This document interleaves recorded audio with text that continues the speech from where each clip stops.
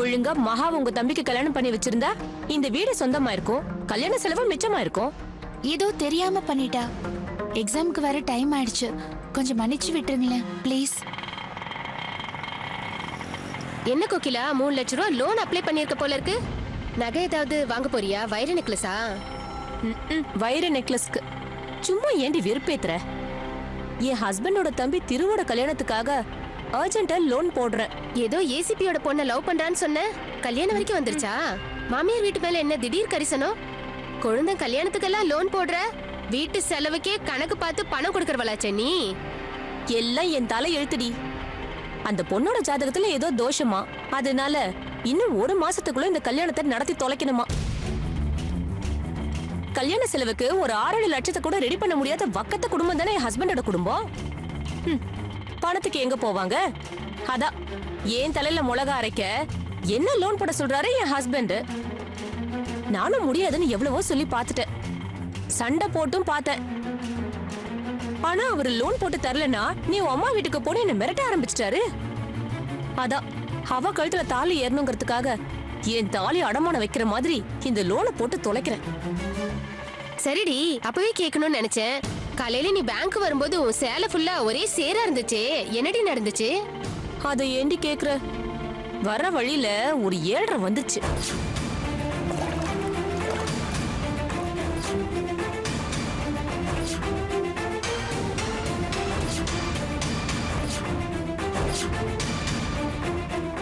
என்ன கோகிலா, அந்த பொண்ணு உன்னை இப்படி பண்ணிருக்கா, நீயும் அவளை சும்மா விட்டுட்டு வந்திருக்க?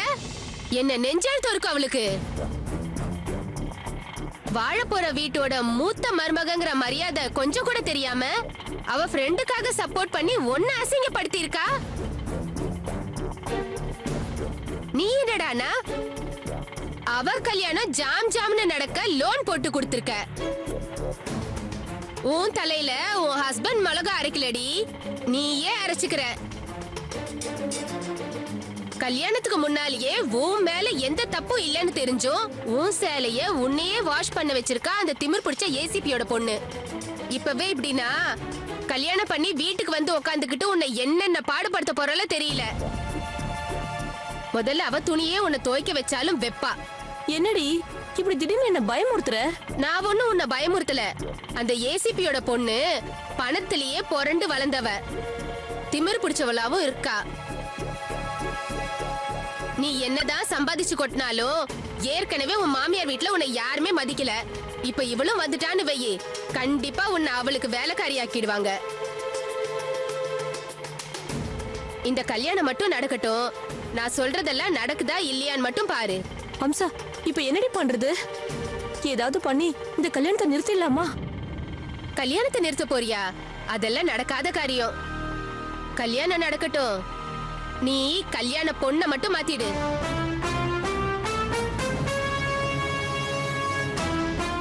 என்னடி சொல்ற?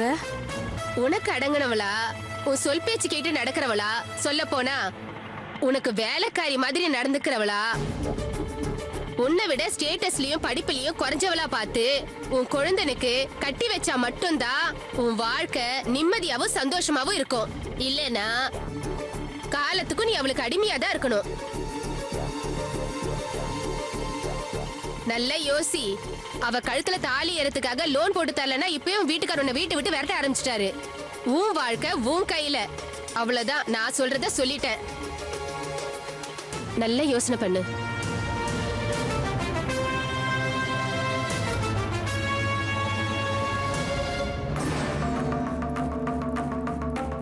என்ன சந்தியா சொல்ற?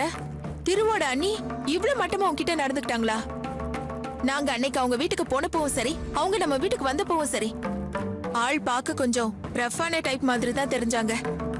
ஆனா ஒரு சாதாரண விஷயத்துக்காக அவங்க இப்படி நடந்துக்கிட்டாங்களா?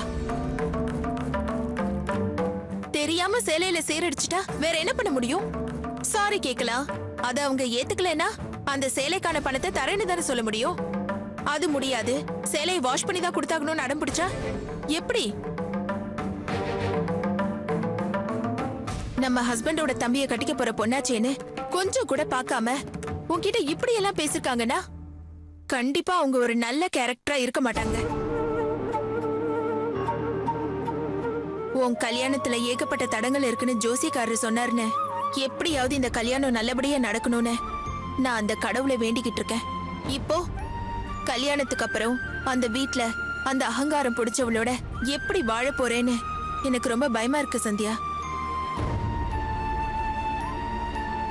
ஏன்னா அவங்க தான் அந்த வீட்டோட மூத்த மருமக.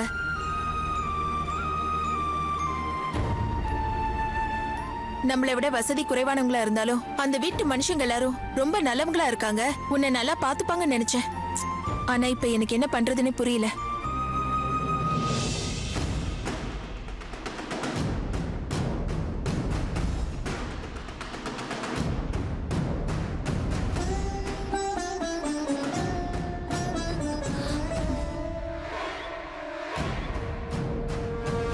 நிர்மலா, என்னாச்சு? ஏன் ரெண்டு பேரும் ஒரு மாதிரியா இருக்கீங்க? ஒண்ணு இல்லம்மா, அண்ணி ஏன் இன்னும் வீட்டுக்கு வரலன்னு பேசிட்டு இருந்தோம். நிர்மலா, சந்தியா எதையோ மறைக்க பாக்குறா. நீ விஷயத்த சொல்லு.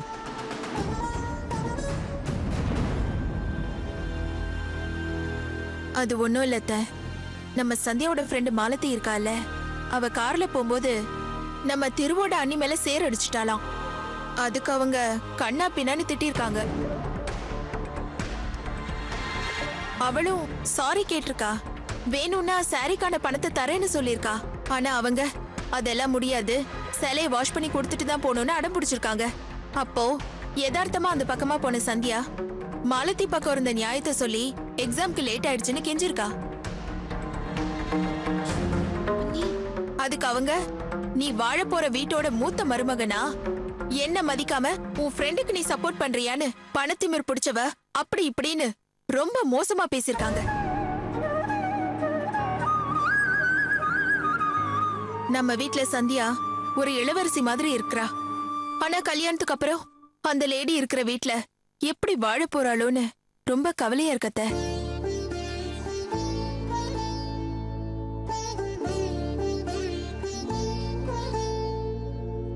ஒரு ஜாயிண்ட் ஃபேமிலியில எல்லாரும் ஒரே மாதிரியா இருப்பாங்கன்னு சொல்ல முடியாது. சிலர் அப்படி இப்படிதான் இருப்பாங்க. அதெல்லாம் அட்ஜஸ்ட் பண்ணி தான் புகுந்த வீட்ல ஒரு பொண்ணு வாழணும். இன்னும் சொல்ல போனா ஒரு குடும்பத்துல இருக்கிற அத்தனை பேரும் தப்பா இருந்தாலும் கட்டிக்கிட்டவன் நல்லவனா, பொண்டாட்டி மேல பாசமா இருக்கிறவனா இருந்தாலே போதும்.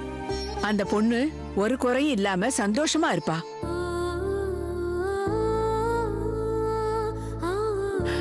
திரு சந்தியாவோட உயிரையே காப்பாத்தினவரு. அவன் மேல உயிரையே வச்சிருக்காரு. அந்த வீட்ல யாரு என்ன சொன்னாலும், எப்படிப்பட்டவங்களா இருந்தாலும் திரு இவளை ஒரு குறையும் இல்லாம சந்தோஷமா வச்சுக்குவாருங்கிற நம்பிக்கை எனக்கு இருக்கு.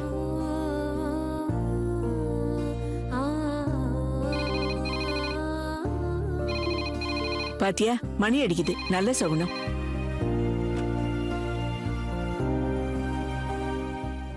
சொல்லுங்க ஜோசியரே. அப்படிங்களா? சரி, நீங்க சொன்ன மாதிரியே செஞ்சிடுறேன். முகூர்த்த புடவை எடுக்க நல்ல நாள் பார்த்து சொல்ல சொல்லி ஜோசியர்கிட்ட கேட்டிருந்தேன். அவர்தான் இப்ப பேசினாரு. நாளைக்கு நாள் நல்லா இருக்கா? திரு வீட்டுக்கு இன்ஃபார்ம் பண்ணணும். முகூர்த்த புடவையோட எல்லாருக்கும் ட்ரெஸ் எடுக்கணும்.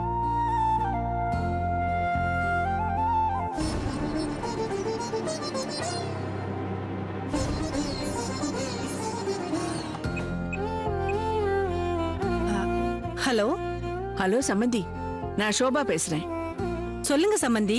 முகூர்த்த புடவை எடுக்க நாளைக்கு நல்ல நாளா இருக்குன்னு ஜோசியர் சொன்னாரு. அதான் நாளைக்கு ஜவுளி கடைக்கு போலாமா? நீங்க தயாரா இருக்கீங்களா? நாளைக்கு நாள் நல்லா இருக்குன்னு நீங்களே சொல்லிட்டீங்க சம்மந்தி. அப்புறம் என்ன, நாளைக்கே கடைக்கு போயிட்டு வந்துருவோம். சம்மந்தி, அப்படியே பத்திரிக்கை அடிக்கிறதுக்கும் ஏற்பாடு பண்ணிட்டேன். சரி, நாளைக்கு நீங்க வரும்போது உங்க தரப்புல பத்திரிக்கையில யார் பேரெல்லாம் போடணுமோ அதை எழுதி எடுத்துட்டு வந்துட்டீங்கன்னா பத்திரிக்கை அடிக்க கொடுத்துடலாம். கண்டிப்பா சம்மந்தி, நான் வரும்போதே எல்லாத்தையும் ரெடி பண்ணி எடுத்துட்டு வந்துடுறேன். சரிங்க சம்பந்தி, அப்போ நாளைக்கு மீட் பண்ணலாம். சரிங்க சம்மந்தி, வச்சிட்டுமா? டேய் சுதீர், சந்தியாவோட அம்மா தாண்டா இப்ப பேசினாங்க. நாளைக்கு நாள் நல்லா இருக்கான், அதனால முகூர்த்த புடவை எடுக்க போலாம் அப்படின்னாங்க. நானும் சரின்ட்டேன். மா என்னம்மா திடீர்னு நாளைக்குங்கிற? அம்மா முகூர்த்த புடவை மட்டும் எடுக்க முடியுமா? நம்ம எல்லாத்துக்கும் துணி எடுக்கணும்ல. பணத்துக்கு என்ன பண்றதுன்னு தெரியல. என்னடா இப்படி பேசுற? அதான் 30 நாளுக்குள்ள கல்யாணம் பண்ணணும்னு முடிவு பண்ணிட்டோம்ல, அப்ப அதுக்குள்ள துணிமணி எல்லாம் வாங்கி தானே ஆகணும். மா பதறாதீங்கம்மா, நான் இன்னைக்கு இருக்கிற சூழ்நிலை சொல்லிட்டு இருக்கிறேம்மா.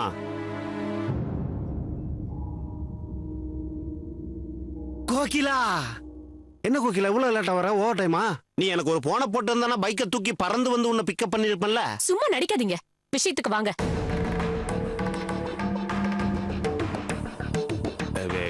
இல்ல கோகிலா, நாளைக்கு முகூர்த்த புடவை எடுக்கணும். அப்படியே உனக்கு நம்ம எல்லாத்துக்கும் கல்யாணத்துக்கு ட்ரெஸ் பர்ச்சேஸ் பண்ணணும். நான் உன்னை லோன் போட சொன்னேனே, லோன் சாங்ஷன் ஆயிடுச்சா? பேங்க் ஒன்னும் சேட்டு கடையில நகையை வச்சு உடனே பணத்தை வாங்குறதுக்கு லோன் அப்ளை பண்ணிருக்கேன். ப்ரொசீஜர்ல முடிஞ்சு பணம் வரதுக்கு கொஞ்ச நாள் ஆகும். ஆமா, நாளைக்கே என்ன பர்ச்சேஸ்க்கு போகணுங்கிறீங்க? சந்தியாவோட அம்மா ஃபோன் பண்ணி நாளைக்கு நாள் நல்லா இருக்கு, முகூர்த்த புடவை வாங்கலான்னு சொன்னாங்க. ஏன் அவங்க தான் பண திமிர்ல நாளைக்கே போலான்னு சொல்றாங்கன்னா நீங்க இதெல்லாம் யோசிக்க மாட்டீங்களா? திடீர்னு பணத்துக்கு நம்ம எங்க போறதுன்னு? ஏய், நல்ல நாள் புடவை எடுக்கணுங்கிறாங்க, அதுக்கு போய் பண திமிர அது இதுங்கற. நாம ஒரு மிடில் கிளாஸ் குடும்பம்னு பார்த்து தானே பொண்ணை கொடுக்குறாங்க. திடீர்னு இப்படி சொன்னா பணத்துக்கு எங்க போவோம்னு தெரிய வேணா? அப்படின்னா என்ன அர்த்தம்? பண திமிருன்னு தானே அர்த்தம்.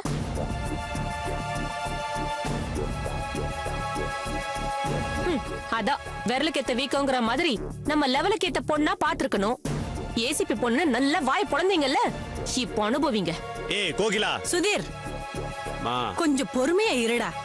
அவளே ஆபீஸ்ல இருந்து இப்பதான் டயர்டா வரா, அவளை எதுக்கு டென்ஷன் பண்ற நீ? அம்மாடி, நீ உள்ள போய் ரெஸ்ட் எடுத்துக்கமா, இத பத்தி நம்ம அப்புறமா பேசிக்கலாம். ஏய், நீ போய் அன்னைக்கு காஃபி போட்டு கொண்டு வந்து கொடு போ.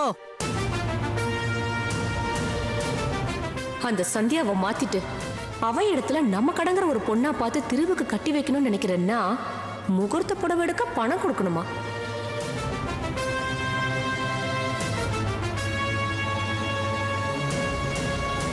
சரியான இவ்வளவு இருக்காமா? அறிவு இருக்காடா உனக்கு? என்னமா? எதுக்குடா அவகிட்ட அனாவசியமா வாயை கொடுத்து பிரச்சனை பண்ற? அவ லோன் போட்டிருக்கேன்னு சொல்றதே பெரிய விஷயம்டா. அது வர்றப்ப வரட்டும். இத பாரு, இப்போ நாளைக்கு நம்ம இந்த துணிமணி எல்லாம் வாங்கணும்ல, அதுக்கு என்ன ஆகும் ஏதாகும்னு ஒரு பட்ஜெட் போட்டு அம்மா கிட்ட கொடு. இல்லம்மா, நானும் ஆரம்பத்துல இருந்தே பாக்குறேமா, திரு கல்யாணம் பண்ணிக்கிறது பிடிக்காத மாதிரியே பேசிட்டு இருக்காமா இவா. டேய், அவளை பத்தி நமக்கு தெரிஞ்சது தானே. இத பாரு, நாளைக்கு இந்த முகூர்த்த புடவைய அவங்க வசதிக்கு நாம கொஞ்சம் விலை அதிகமா தானடா எடுக்கணும். ஆமாமா, நீங்க சொல்றது சரிதான். பொண்ணை வைக்கிற இடத்துல பூ வச்சு பாக்குற மாதிரி அவங்க அளவுக்கு இல்லைனாலும் நம்ம கௌரவத்தை காப்பாத்திக்கிறதுக்கு நல்லதா தான் எடுக்கணும். முகூர்த்த புடவை எவ்வளவு எடுக்கலாம் நீங்க பிளான் பண்ணிருக்கீங்க? இல்லடா, ஒரு 30,000ல இருந்து 40,000க்குள்ள வாங்கணும். ஆமா. அப்புறம் நம்ம எல்லாருக்கும் துணிமணி வாங்கணும்ல, அதுக்கு ஒரு 25,000 ஆகும்டா. 40, 25, 65,000, 75,000 தேவைப்படும். என்னால 30,000 ரெடி பண்ண முடியுமா? திருக்கிட்ட எவ்வளவுமா இருக்கும்? அவன் பாவண்டா, அவங்கிட்ட என்னடா இருக்க போகுது? அவன் சம்பளத்தை வாங்கி அப்படியே என்கிட்ட கொடுத்துறான். ஆமா. இந்த சீட்டு பணம் ஒரு 10-15,000 என்கிட்ட இருக்குடா. அப்போ அம்மா, எனக்கு பட்டு பாவாடை தாவணி கண்டிப்பா வேணும். குடும்ப சூழ்நிலை தெரியாம கண்டபடி வளராத. அண்ணி காஃபி கொண்டே கொடுப்போம். நான் எதுக்கு உங்ககிட்ட கேட்கணும்? நான் திருவண்ணாக்கிட்டே கேட்டுக்கிறேன். நல்லா சூடா கொண்டு போய் அவ வாயில ஊத்து. பட்டு பாவாடை அது இதுன்னு. சும்மா இருடா. அம்மா, ஒரு 15,000, ஒரு 30,000, 45,000 நம்ம கிட்ட இருக்குமா? இன்னும் ஒரு 20 ரூபா 25 ரூபா தேவைப்படும்ல? சுதீர், இந்த மகாவோட அம்மா அப்பா அவங்களுக்கெல்லாம் நம்ம கண்டிப்பா துணி எடுக்கணுமே. அது வேறயா? நீ சொல்றது சரிதாம்மா. ஆனா ஏற்கனவே பட்ஜெட்ல ஒரு 25 ரூபா அடிபடுது. மேற்கொண்டு அவங்களுக்குன்னா ஒரு 15,000 ரூபா தேவைப்படுமா? 15,000 ரூபாய் சரிடா. நான் என்ன சொல்றேன்னா, திரு வரட்டும், அவங்கிட்டயும் இது விஷயமா என்ன ஏதுன்னு கேட்போம். முக்கியமா ஒரு விஷயம் உங்ககிட்ட சொல்ல மறந்துட்டேன். சந்தியா அம்மா என்கிட்ட என்ன சொன்னாங்கன்னா, நாளைக்கு பத்திரிக்கை அடிக்க ஏற்பாடு பண்ண போறாங்களா. இந்த பத்திரிக்கையில வந்து நம்ம குலசாமி பேரு, இன்னொரோட பேரை, இன்னாரோட மகன், இதெல்லாம் போடணும்ல, இந்த டீட்டெயில்லாம். அப்புறம் இந்த தாய் மாமா பேரெல்லாம் அப்படியே டீட்டெயிலா கேட்டாங்க. நீ அந்த டீட்டெயில் ஒண்ணே எனக்கு ரெடி பண்ணி கொடுக்கணும். நீ கரெக்டா எழுதி கொடுறா, எதையும் விட்டுற கூடாது. பண்ணிரம்மா. சரிடா, இந்த உன் போன். என்னன்னா எனக்கு பட்டு பாவாடை தாவணிக்கு பணம்லாம் ரெடி பண்ணிட்டல்ல? ஏய் பேசாம போயிரு, இல்லன்னா கையை பிடிச்சி கடிச்சு வச்சிருக்கேன். கடிப்பா கடிப்பா.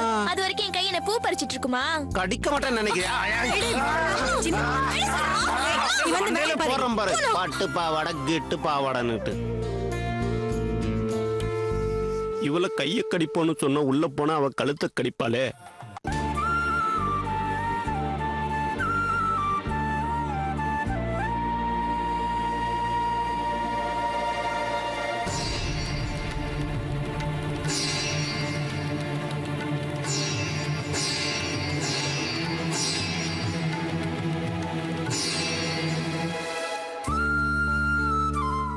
அம்மா, வாமா கோகிலா. என்னடா எங்க வீட்டு துணியெல்லாம் நீ எடுத்துட்டு வந்திருக்க? காஞ்சிருந்த துணியெல்லாம் எடுத்துக்கிட்டு வரேன்னு இந்த வாலுப்பிரியா உங்க துணியே சேர்த்து எடுத்துட்டு வந்துட்டா. அதான் கொடுத்துட்டு போலான்னு வந்தேன். கல்யாண ஜவுளி எல்லாம் ரொம்ப நல்லா இருந்ததாமே. மகா சொன்னா எனக்கு எடுத்து கொடுத்த புடவை கூட ரொம்ப நல்லா இருந்ததுமா. நைட் சமையல்லாம் ஆயிடுச்சா? அத்தை செஞ்சுட்டு இருக்காங்க. அப்படியா? ஆமா, மகா எங்க? பாத்துட்டு போலான்னு பார்த்தேன். அவ வேற எங்க போறா, ரூம்ல தான் இருக்கா. போய் பாருமா.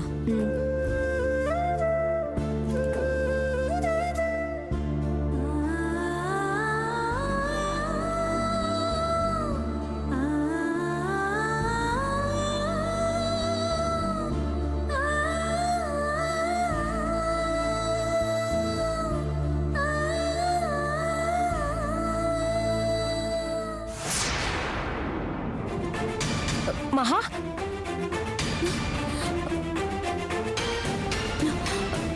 வாங்கக்கா. ஏய் அந்த போட்டோவை கொடு. எந்த போட்டோ? நீயும் திரும்ப கல்யாண போஸ்ட்ல இருக்கீங்களே, அந்த போட்டோவை கொடு. கொடு.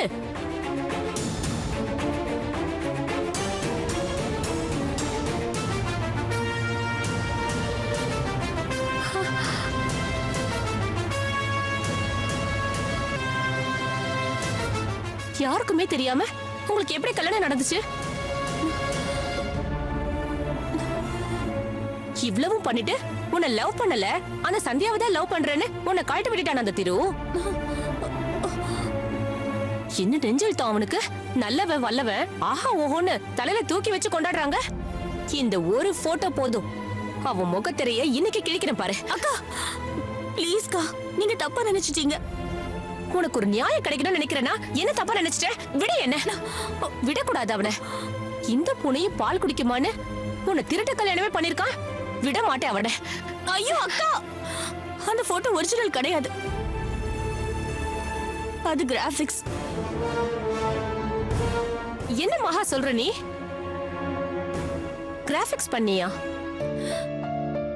ஆமாக்கா, சும்மா ஆசைக்காக கிராபிக்ஸ் பண்ண.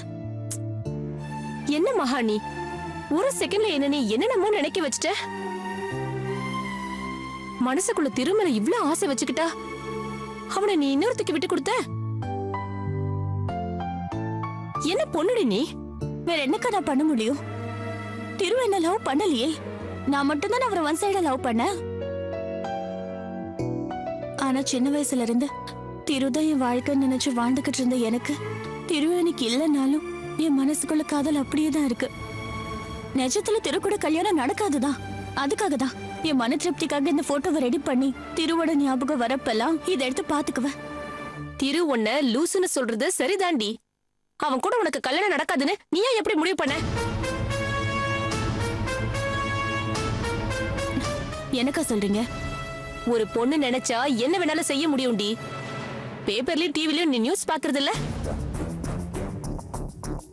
தாலி கட்டுற கடைசி நிமிஷத்துல கூட ஆதாரத்தை காட்டி காதலி காதலனே கல்யாணம் பண்ணிக்கிட்டான்னு.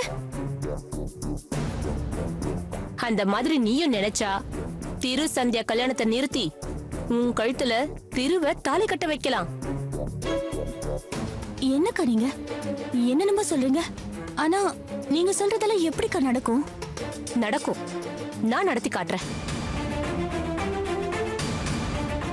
சின்ன வயசுல இருந்து உருகி உருகி காதலிச்ச ஒண்ணு விட்டுட்டு நேத்து வந்து எவ்வளவு ஒருத்தைய காதலிப்பான், கல்யாணம் பண்ணுவானா?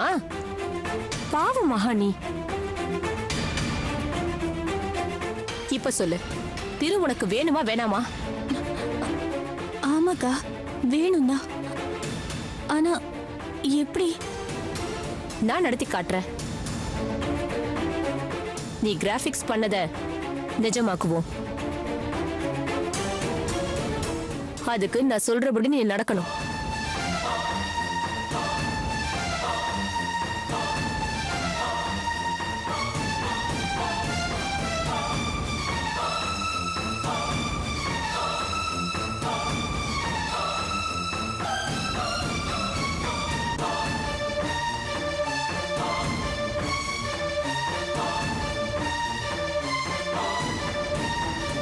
அக்கா, ஆனா இதெல்லாம் திருவுக்கு தெரிஞ்சுட்டா அப்புறம் நீ ஒண்ணும் பயப்படாத.